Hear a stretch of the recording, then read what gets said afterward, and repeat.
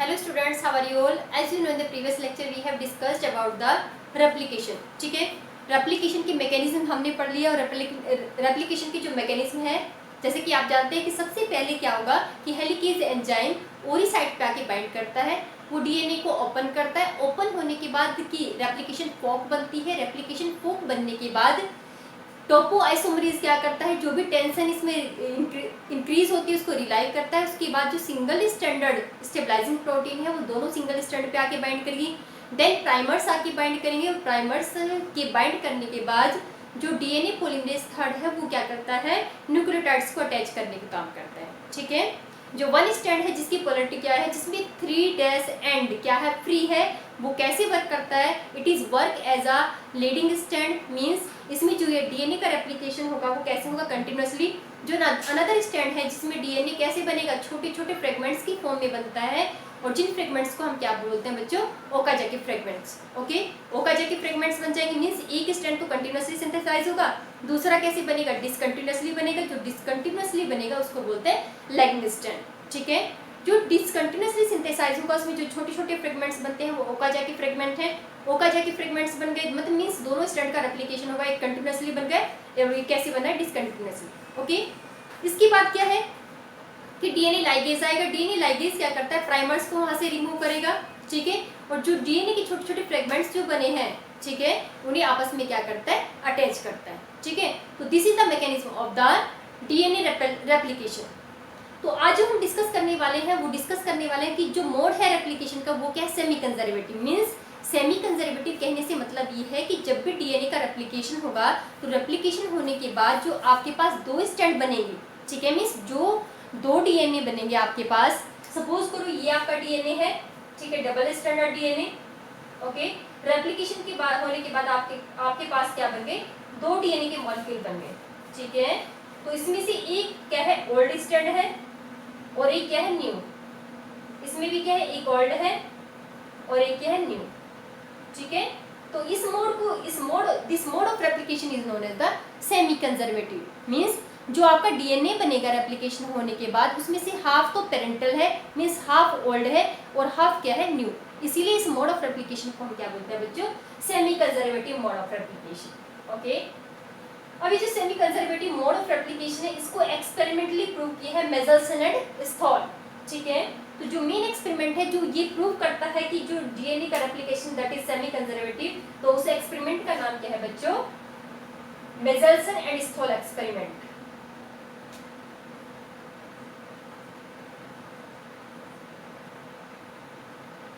मेजल्सन and Stahl experiment. ठीक है, अब इन्होंने क्या किया, मेजल्सन और स्थॉल ने जो semi conservative mode of replication है उसको प्रूव करने के लिए ई कोलाई को, ठीक है, ई कोलाई को ग्रो कराया for several generation, for several generation. ठीक है, किसके अंदर मूव कराया, ग्रो कराया in heavy nitrogen medium, heavy nitrogen medium. ठीक है, और नाइट्रोजन को किसकी फॉर्म में सप्लाई कराया, in the form of NH4Cl, ammonium chloride. ठीक है बच्चों, हैवी नाइट्रोजन, ये हैवी है जिसका एटॉमिक मास कितना है, 15, N15। ठीक है, क्या N15 को लिया इन्होंने। ओके, ये हैवी है but not radio active, not radio active. ठीक है, ई कोलाई को ग्रो करा, सेवरल जनरेशन के लिए ग्रो करा। ठीक है, इसके बाद जब इन्होंने एक्सपेरिमेंटली इसको प्रूव किया, पहले तो इसे ऑर्गेनिज को ले लिया, बहुत सारी जनरेशन तक ग्रो कराया उस मीडियम के अंदर जिसमें नाइट्रोजन कैसी है, हैवी नाइट्रोजन है। ठीक है, मींस ई कोलाई के अंदर डीएनए के जो दोनों स्ट्रैंड है वो कैसे हैं, हैवी नाइट्रोजन वाले हैं। ठीक है, both the strands of DNA has heavy nitrogen. ठीक है, दोनों के अंदर नाइट्रोजन कैसी है बच्चों, हैवी नाइट्रोजन। अब इसमें देखने के लिए इसको कि किस तरह के बने हैं, तो इसमें डेंसिटी ग्रेडियंट को यूज किया, डेंसिटी ग्रेडियंट, और जो डेंसिटी ग्रेडियंट उन्होंने बनाया वो किसका लिया है, सीजियम क्लोराइड। क्या है ये, सीजियम क्लोराइड। सीजियम क्लोराइड में उन्होंने क्या कराया, इसका सेंट्रीफ्यूगेशन, ठीक है। देन सपोज करो ये ई कोलाई है जिसमें हैवी नाइट्रोजन प्रेजेंट है, 20 मिनट्स के बाद ये क्या करती है, डिवाइड करती है, ठीक है। नाइट्रोजन अब हमने कौन सी सप्लाई की है, NH4Cl की फॉर्म में नाइट्रोजन 14, ठीक है। अब जब नाइट्रोजन 14 हम इसको सप्लाई करेंगे मीडियम में, ठीक है, कौन सी ई कोलाई में, जिसमें क्या है नाइट्रोजन 15 प्रेजेंट है। अब हम मीडियम में क्या प्रोवाइड करें उसको, नाइट्रोजन 14। तो क्या होगा, अब ये रेप्लिकेशन के लिए जो नाइट्रोजन यूज करेगी वो कहाँ से लेगी, मीडियम में से। मींस इसमें क्या होगा, एक स्टैंड हो जाएगा N15 वाला और सेकंड स्टैंड क्या होगा, N14, ठीक है। इसमें भी सेम होगा कि एक ऐसा है N15 और जो सेकंड स्टैंड बनेगा जो न्यू वाला है, जो कहाँ से बना है, मीडियम में से नाइट्रोजन को यूज करके, ठीक है, उसमें क्या है, N14। अब फिर से इसका रेप्लिकेशन कराते हैं 20 मिनट्स आफ्टर, ठीक है। और आपने क्या लिया है यहाँ पे, सोर्स वही है, अमोनियम क्लोराइड की फॉर्म में आप नाइट्रोजन को सप्लाई कर रहे हो, ठीक है। और अब फिर से हमने नाइट्रोजन कौन सी लिया बच्चों, लाइट वाली नाइट्रोजन जिसमें N14, ठीक है। तो रेप्लिकेशन होने के बाद हमारा क्या होगा कि जो हमारे स्टैंड है N15, ओके, ये क्या है इस वाले का N14, ये क्या है N15 और इसका न्यू वाला स्टैंड क्या है N14, ओके। जब ये फिर से रेप्लिकेट करेंगे तो इस वाले डीएनए का जो दूसरा स्टैंड बनेगा वो कैसा बनेगा बच्चों, N14, ओके। इसमें क्या बनेगा N14, क्योंकि अभी जो नाइट्रोजन अवेलेबल है इसको रेप्लिकेशन के टाइम पे वो क्या है N14। इस वाले में क्या होगा N14 और यहाँ पे भी क्या होगा N14, ओके। अब यदि हम इस वाले स्टैंड का क्या कराएं बच्चों, सेंट्रीफ्यूगेशन कराएं टेस्ट ट्यूब में, ठीक है, यहाँ पे क्या कराएं सेंट्रीफ्यूगेशन, तो इसका जो बैंड बनता है इन वाले दोनों स्टैंड का जिसमें हैवी नाइट्रोजन है वो कहाँ पे बनता है, बॉटम पे, ठीक है। हैवी नाइट्रोजन का बैंड कहाँ बनता है, सेंट्रीफ्यूगेशन में, यहाँ पे। अब इसका कराएं तो क्योंकि इसमें एक स्टैंड न्यू है, एक N15 है, एक N14 है, मींस हाइब्रिड, यहाँ पे डीएनए का हाइब्रिड है, ठीक है। जब आप इसका सेंट्रीफ्यूगेशन कराएंगे तो स्टैंड इसमें थोड़ा सा क्या बनेगा, ऊपर, ओके। जब हम इन वाले डीएनए का कराएंगे सेकंड स्टेप में, सेकंड जनरेशन का जो डीएनए आपका बना है, यदि हम इसका सेंट्रीफ्यूगेशन कराएं बच्चों तो इसमें क्या बनते हैं आपके, दो बैंड बनते हैं, ठीक है। एक तो लाइट बनेगा जो सबसे ऊपर बनेगा, ठीक है, और एक हाइब्रिड के लिए क्या बनेगा, मीडियम में, ओके। तो ये हमारा सेंट्रीफ्यूगेशन का रिजल्ट हो गया। सीजियम क्लोराइड में जब इसने सेंट्रीफ्यूगेशन करा के देखा, ठीक है, एक ग्रेडियंट बना के देखा, तो इसने ये देखा कि इस डेंसिटी ग्रेडियंट में जो हैवी वाली नाइट्रोजन है वो कहाँ पे जाती है, इसका बेंड कहाँ पे बनता है, बॉटम पे, ठीक है।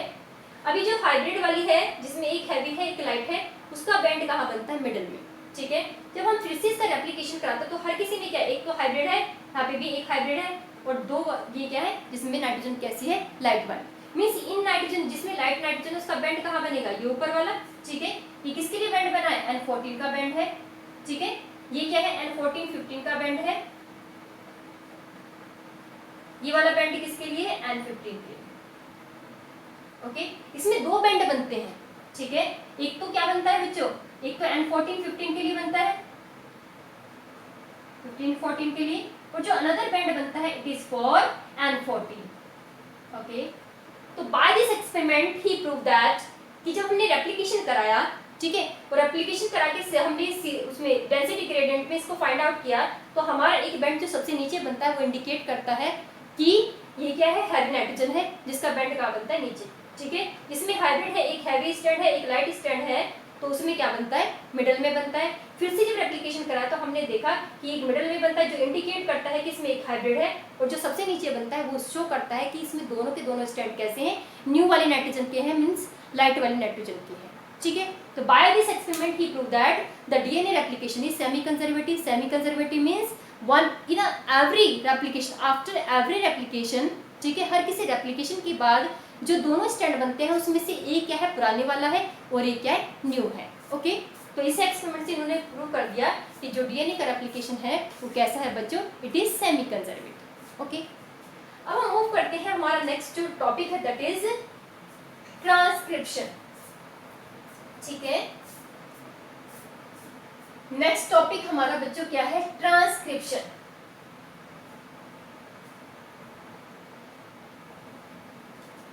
Transcription means formation of RNA from DNA. ठीक है, डीएनए से आरएनए के बनने के प्रोसेस को हम क्या बोलते हैं बच्चों, ट्रांसक्रिप्शन।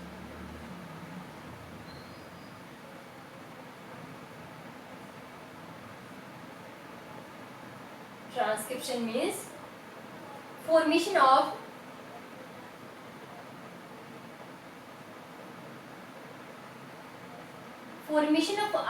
RNA from DNA। ठीक है, डीएनए से आरएनए के बनने के प्रोसेस को हम क्या बोलते हैं, ट्रांसक्रिप्शन। अब ये जो आरएनए बनता है ये मैसेंजर आरएनए भी हो सकता है आपका बच्चों, ठीक है, ये टीआरएनए भी हो सकता है आपका, और ये आपका क्या हो सकता है, राइबोसोमल आरएनए। ठीक है, इसे क्या बोलते हैं, मैसेंजर आरएनए।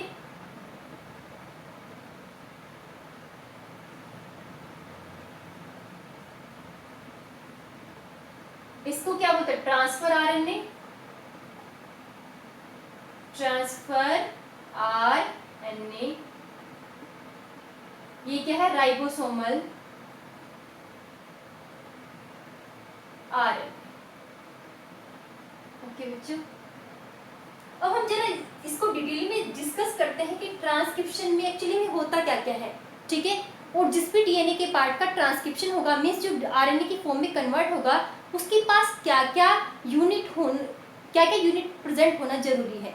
ठीक है, मीन्स उसके पास कौन कौन से सीक्वेंस का प्रेजेंट होना नेसेसरी है। ओके बच्चों, तो ट्रांसक्रिप्शन जैसे हमने बताया कि ट्रांसक्रिप्शन वो प्रोसेस है जिसमें डीएनए से क्या बनता है, आरएनए का फॉर्मेशन। ओके, तो जिस भी डीएनए से आरएनए का फॉर्मेशन होगा उसके पास तीन तरह की सीक्वेंस होनी चाहिए बच्चों। ठीक है, एक को बोलते हैं हम इनिशिएशन,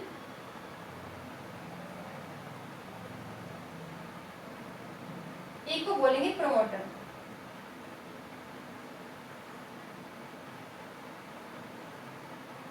ये क्या है, प्रमोटर सीक्वेंस। ठीक है, ये पूरी की पूरी क्या है, ये क्या है, टर्मिनेशन, टर्मिनेटर, या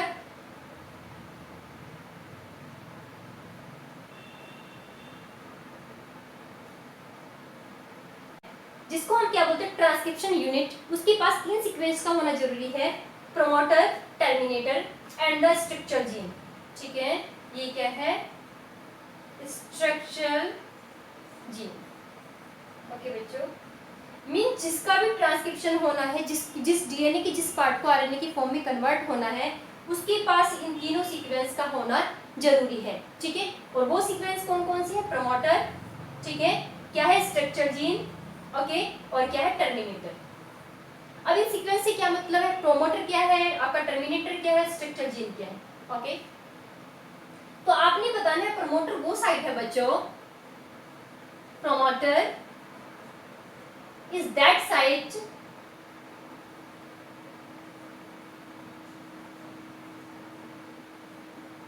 at which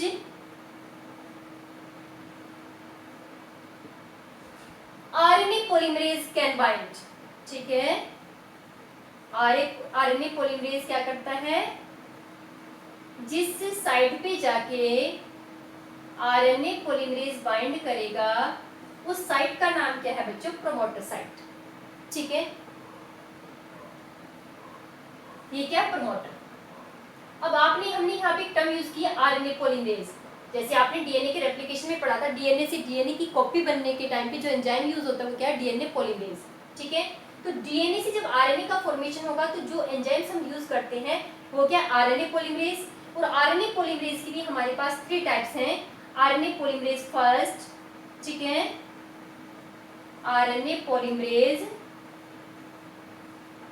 first, RNA polymerase second and RNA polymerase third. ठीक है, पॉलीमरेज थर्ड। तो क्या होता है, transcription means the formation of RNA from DNA. RNA का डीएनए से बनने के प्रोसेस को क्या बोलते हैं, ट्रांसक्रिप्शन बोलते हैं। आरएनए की 3 टाइप है, मैसेंजर आरएनए है, एमआरएनए जिसको बोलते हैं, ट्रांसफर आरएनए जिसको बोलते हैं टीआरएनए, आरआरएनए है जिसको बोलते हैं राइबोसोमल आरएनए। ठीक है, तो डीएनए की जिस फ्रेगमेंट का ट्रांसक्रिप्शन होना है, जिसको आरएनए की फॉर्म में कन्वर्ट होना है, तो it has necessary 3 sequence. Promoter site, ये कौन सी साइट है, प्रोमोटर साइट। प्रोमोटर वो साइट है जिसपे आरएनए पॉलीमरेज जाके बाइंड करेगा। ठीक है, स्ट्रक्चर जीन, ये वो जीन है, ये वो पार्ट है डीएनए का जिसको किस में कन्वर्ट होना है, जिसको आरएनए की फॉर्म में कन्वर्ट होना है। ठीक है, जो आरएनए की फॉर्म में कन्वर्ट होगा उस पार्ट को क्या बोलते हैं आप, स्ट्रक्चर जीन। ठीक है, अभी जो टर्मिनेटर है ये वो सीक्वेंस है जो क्या करती है, आरएनए पॉलीमरेज को यहाँ से रिलीज होने में क्या करती है, हेल्प करती है। ठीक है, जो आपको रिलीजिंग में हेल्प करेगी, मींस जो आरएनए पॉलीमरेज को यहाँ पे हटने में हेल्प करेगी, वो क्या, टर्मिनेटर साइट या terminator sequence. Okay, promoter binding में हेल्प करेगी, स्ट्रक्चर जीन का आरएनए कन्वर्जन हो जाएगा, और टर्मिनेटर वो सीक्वेंस है जिसकी हेल्प से ये आरएनए पॉलीमरेज जो अटैच हुआ है, ठीक है, इसकी बाइंडिंग थोड़ी लूज हो जाएगी और यहाँ से क्या हो जाएगा, रिमूव हो जाएगा। ठीक है, अब क्या है कि मोस्ट इंपोर्टेंट थिंग यहाँ पे ये है कि जो आरएनए के दोनों स्ट्रैंड हैं, ठीक है, सॉरी, जो डीएनए के दोनों स्ट्रैंड हैं, वो दोनों के दोनों स्ट्रैंड कभी भी आरएनए के फॉर्मेशन में यूज नहीं होंगे। ठीक है, अब क्योंकि डीएनए के स्ट्रैंड है तो एक की पोलरिटी क्या होगी, 5 to 3' और दूसरे स्ट्रैंड की पोलरिटी क्या होगी, 3 to 5'। ठीक है, सपोज करो ये 2 स्ट्रैंड हैं डीएनए के। ओके बच्चों, ये वाली साइड, ये वाला एंड आपका 5', ये क्या है, 3'। ठीक है, एक स्ट्रैंड है जिसकी पोलरिटी क्या है, 3 to 5'। ओके, अब हम क्या बोलते हैं, इनमें से एक स्ट्रैंड को तो बोलेंगे हम कोडिंग और एक को बोलेंगे टेम्पलेट स्ट्रैंड। ठीक है, तो जिसकी पोलरिटी क्या है, 5 to 3, इस वाले स्ट्रैंड को बोलते हैं हम कोडिंग स्ट्रैंड। ये क्या है बच्चों, कोडिंग स्ट्रैंड। और जो दूसरी वाला स्ट्रैंड है जिसका हम एक्चुअली में यूज करेंगे आरएनए के फॉर्मेशन के लिए, उसको बोलते हैं टेम्पलेट स्ट्रैंड।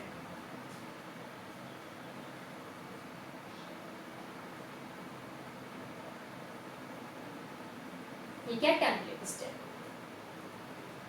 हम क्या करते हैं, दोनों स्ट्रैंड में से केवल एक ही स्ट्रैंड को यूज करते हैं, जिसको यूज करेंगे उसकी पोलरिटी क्या होनी चाहिए, 3' to 5'। ठीक है, उसको टेम्पलेट बोलेंगे। और जब डीएनए से आरएनए का फॉर्मेशन होगा तो आपने, यदि आपको ये स्ट्रैंड दिया है, ये 5 to 3 वाला, ठीक है, यदि एग्जाम में आपसे पूछा है, कोई भी आपको डीएनए का स्ट्रैंड दे दिया बच्चों, ये 5 to 3 वाला भी दे दिया है, ठीक है, और आपने दिया है 3 to 5 वाला, और आपसे ये पूछता है कि आप इस डीएनए से जो आरएनए बनेगा, जो आरएनए का फॉर्मेशन होगा, उसकी सीक्वेंस आप फाइंड करो। सपोज करो यहाँ पे सीक्वेंस लगी है GATC,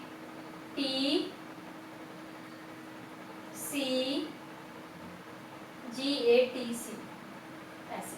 ओके, तो यहाँ पे कॉम्प्लीमेंट्री आएगी, तो यहाँ पे क्या लगी, C, यहाँ पे T, यहाँ पे A, ठीक है, यहाँ पे G, C, T, A, T।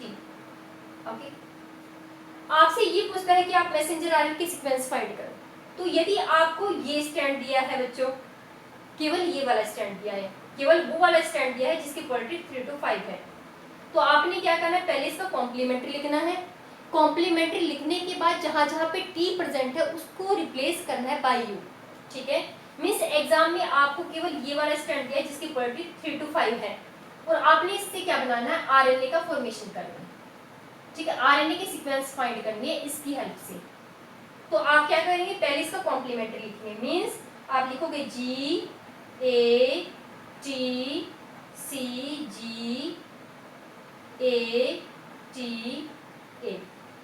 Okay, ये आपके आरएनए की सीक्वेंस हो गई। अब जहां जहां पे T प्रेजेंट है, ठीक है, जहां जहां पे T प्रेजेंट है उसको आप रिप्लेस करेंगे बच्चों U से। तो ये आपकी सीक्वेंस किसकी हो गई है, आरएनए की सीक्वेंस, ठीक है।